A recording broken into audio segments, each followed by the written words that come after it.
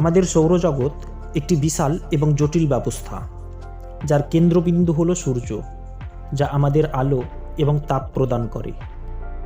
আমরা সৌরজগৎ সম্পর্কে অনেক শুনেছি, যেমন 8টি গ্রহ, তাদের উপগ্রহ, ধূমকেতু, উল্কাপিণ্ড প্রভৃতি। কিন্তু সৌরজগৎ কিভাবে কাজ করে তা আমাদের অনেকেরই অজানা। আজকের ভিডিওতে আলোচনা করব সৌরজগৎ কিভাবে কাজ করে। তো শুরু করছি আজকের এই ভিডিও।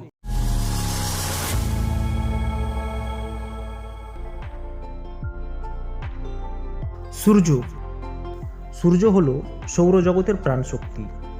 এটি আলো, তাপ এবং মহাকর্ষ সরবরাহ করে, যা পৃথিবীতে এবং অন্যান্য গ্রহের জীবন ও গতিবিধি নিয়ন্ত্রণ করে।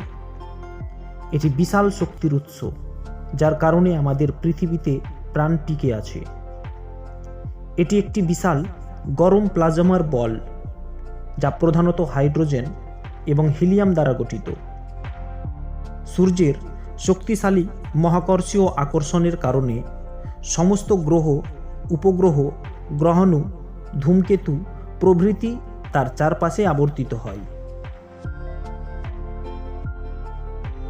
গ্রহ ও তাদের কক্ষপথ। গ্রহগুলি উপবৃত্তাকার কক্ষপথে সূর্যের চারপাশে ঘোরে।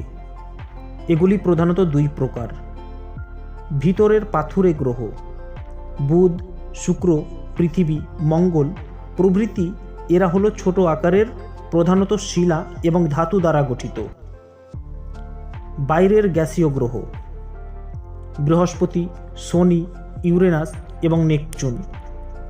এরা প্রধানত হাইড্রোজেন, হিলিয়াম, পানি, অ্যামোনিয়া এবং মিথেনের মতো ভারী উপাদান রয়েছে। উপগ্রহ এবং প্রাকৃতিক স্যাটেলাইট। অনেক গ্রহের চারপাশে উপগ্রহ বা চাঁদ প্রদক্ষিণ করে। পৃথিবীর একটি চাঁদ রয়েছে, বৃহস্পতির 90টির বেশি উপগ্রহ রয়েছে এবং শনি গ্রহের 140টির বেশি উপগ্রহ রয়েছে। এদের আকার ও গঠন বিভিন্ন রকমের। ধূমকেতু এবং কুইপার বেল্ট। ধূমকেতু হল বরফের টুকরো, যা মূলত কুইপার বেল্ট এবং আরও দূরে ওর্ট মেঘ থেকে আসে। যখন তারা সূর্যের কাছাকাছি আসে, তখন সূর্যের তাপে তাদের চারপাশে একটি উজ্জ্বল লেজ তৈরি হয়। মহাকর্ষ ও গতি। আমাদের সৌরজগৎ এবং মহাবিশ্বের সমস্ত বস্তুর চলাচল এবং অবস্থান মহাকর্ষ ও গতি দ্বারা নিয়ন্ত্রিত হয়। সূর্যের মহাকর্ষের কারণে গ্রহ, উপগ্রহ, ধূমকেতু, গ্রহাণু এবং অন্যান্য মহাজাগতিক বস্তু নির্দিষ্ট কক্ষপথে আবর্তন করে। মহাকর্ষ হল একটি মৌলিক প্রকৃতি বল, যা সকল বস্তুকে পরস্পরের দিকে আকর্ষণ করে। এবং গতি হল কোনো বস্তু যখন এক স্থান থেকে অন্য স্থানে সরতে থাকে।